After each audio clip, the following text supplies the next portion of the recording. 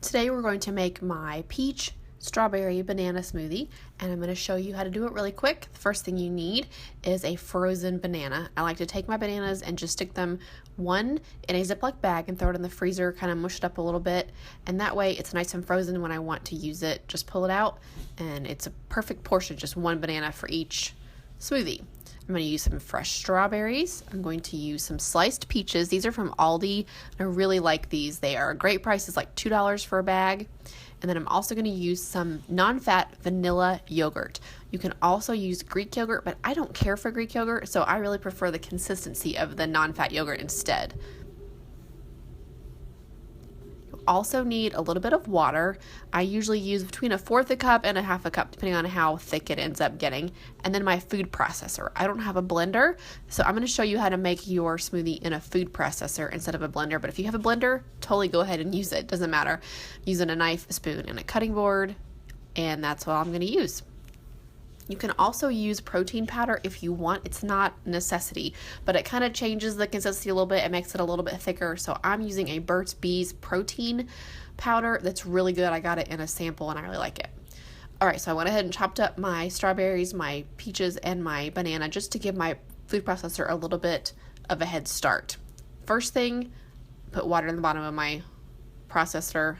Always a good thing to start with some liquid in the bottom, no matter what you're using, whether it's a blender or a food processor. And go ahead and smush up my bananas a little bit more. They're still nice and frozen though. That helps give it a good start.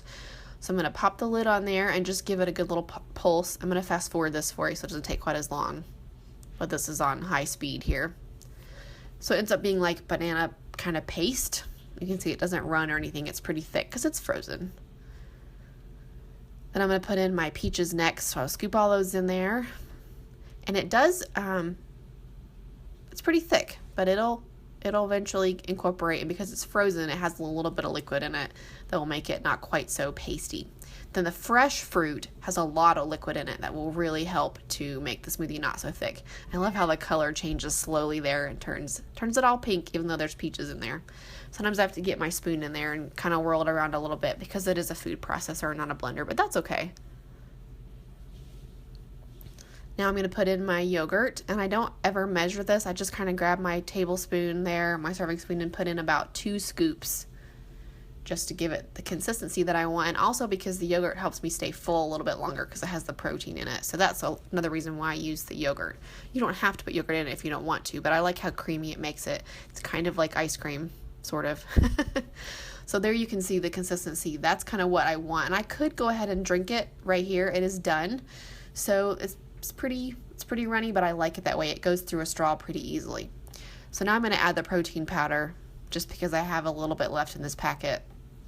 So you could put in as much as you want, and I do go ahead and give that a stir as well just to give it a head start, again because I'm using the food processor and not an actual blender.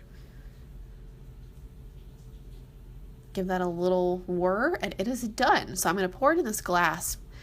And then I'm going to put this in the freezer for about 30 minutes to an hour just because I like the way that it makes it a little bit icier and it stays cold a lot longer. But you can totally drink your smoothie just like this. You can see the consistency that it is right there.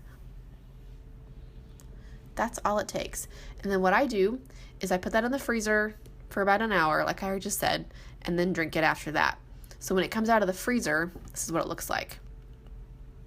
And you put the straw through the top.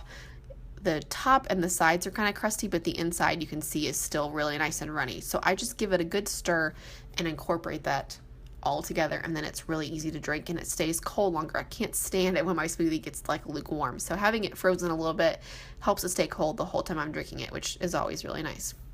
So that is how I make my strawberry peach banana smoothie in the food processor. And then I make sure that my dishwasher is always empty in the morning so I can just throw all that in the dishwasher and I never have to wash it by hand, which is nice. So that's my tip for you. Just throw it in the dishwasher because those are a pain to wash, but if you put it in the dishwasher, it does all the work for you. Thanks so much for watching. I hope you enjoyed this video. If you did, give it a big thumbs up, and I will link to the recipe down below. If you want to go to my blog and read the recipe, I'll put it in my blog post for you. Thanks for watching, and I'll see you in the next one. Take care. Bye.